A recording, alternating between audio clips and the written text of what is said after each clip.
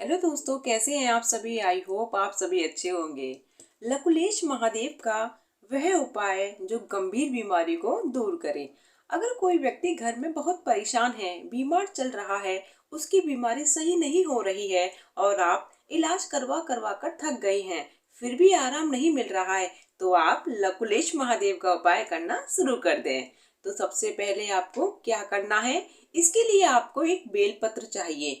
वह बेलपत्र कहीं से भी कटी फटी नहीं होनी चाहिए, एकदम साफ सुथरी और चिकनी होनी चाहिए। फिर आपको रसोई घर में जहाँ पर पानी रखने का स्थान होता है ना, चाहे वह आरओ हो, चाहे बाल्टी में रखा हो या मटके में रखा हुआ हो, वहां पर आपको लकुलेश महादेव के नाम से, नाम याद रखिएगा, लकुलेश महादेव के नाम से वह बेलपत्र, जो आपने एक बेलपत्र ली है ना, उसको जिस पात्र में पानी रखा हुआ है उस पात्र से आपको बेलपत्र टच कर देनी है। टच करने के बाद उस बेलपत्र को टच कराने के बाद उसे एक बेलपत्र को पूरे घर में श्री शिवाय नमस्तुभ्यम का नाम जपते हुए घूम लेना है। आप अपने घर के एक एक कमरे में भी घूम सकते हैं। मेरा मतलब है कि पूरे घर में उस एक बेलपत्र को लेकर घुमा देना है, बस बाथरूम में नहीं लेकर जाना है। पूरे घर में बेलपत्र घुमाने से एक और फायदा होता है कि अगर आपके घर में किसी तरह की कोई नेगेटिविटी है तो वह भी दूर हो जाती है। उस एक बेलपत्र को आपको अपने घर के आसपास कोई एक बेल का पेड़ हो तो उसे एक बेल पत्र को ले जाकर उस बेल की जड़ में रख देना है। लकुलेश महादेव के नाम का स्मरण करते हुए रख देना है। फिर उस बेल पत्र को बेल के पेड़ की जड़ से उठाकर ले आना है और शिव मंदिर जाना है और आपको उत्तर दिशा की तरफ अपना मुख रखकर शिवलिंग पर उस एक बेल पत्र को चढ़ा देना है। ध्यान रखिएगा, आपका मुख उत्तर दिशा की तरफ होना चाहिए। जब बेलपत्र चढ़ाएंगे तो आपको लकुलेश महादेव का नाम स्मरण करना है और बेलपत्र चढ़ाते समय बेलपत्र की डंडी का मुख जलाधारी की तरफ होना चाहिए और बेलपत्री का मुख आपकी तरफ होना चाहिए। फिर आपको एक तांबे के लोटे में शुद्ध जल लेकर श्री शिवाय नमस्तुभ्यम का स्मरण करते हुए जो आपने शिवलिंग पर बेलपत्री रखी है उस पर धीरे धीरे जल चढ़ा देना है, बड़े प्रेम भाव से। जल चढ़ाने के बाद भोले बाबा से प्रार्थना करनी है कि बाबा मेरी इस गंभीर बीमारी को जल्दी से जल्दी सही करें, आपकी बहुत बड़ी कृपा होगी।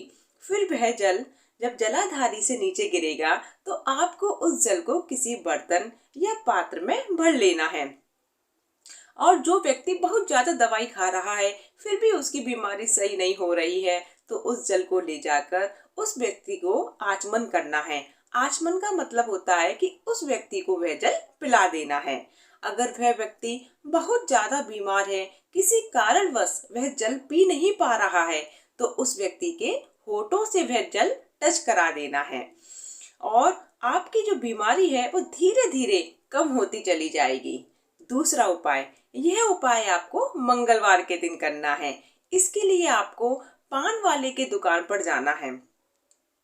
आपको पान वाले से कहना है कि जो हनुमान जी के लिए पान चढ़ाया जाता है वह पान बना दीजिए। एक ही व्यक्ति एक ही पान चढ़ाएगा। सबसे ज्यादा ध्यान जरूर देने की जरूरत है कि अगर घर के 3 व्यक्ति हैं घर में तो वह 3 पान लेंगे। मेरा मतलब है हर व्यक्ति अपना अलग अलग पान लेगा।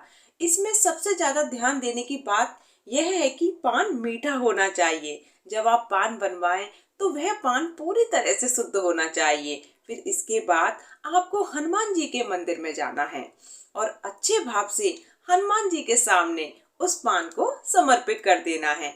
जब हम भगवान को वह पान समर्पित करते हैं तो बजरंगबली से प्रार्थना करनी चाहिए कि आपके जीवन में जो भी कष्ट है या परेशानी चल रही है या बीमारी चल रही है उसे दूर होने का प्रार्थना करनी चाहिए।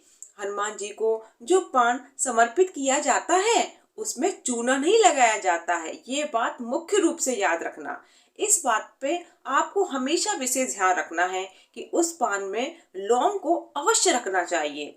वह पान पूरी तरह से मीठा होना चाहिए। बजरंगबली को खुश करने के लिए यह पान, ये जो मीठा पान है, जरूर चढ़ाना चाहिए। इससे आपके सारे कष्ट दूर हो जाते हैं। प्लीज इस चैनल को सब्सक्राइब कर लीजिए। शेयर, लाइक, कमेंट कीजिए और हाँ, जय श्री राम जरूर लिखिएगा। धन्यवाद।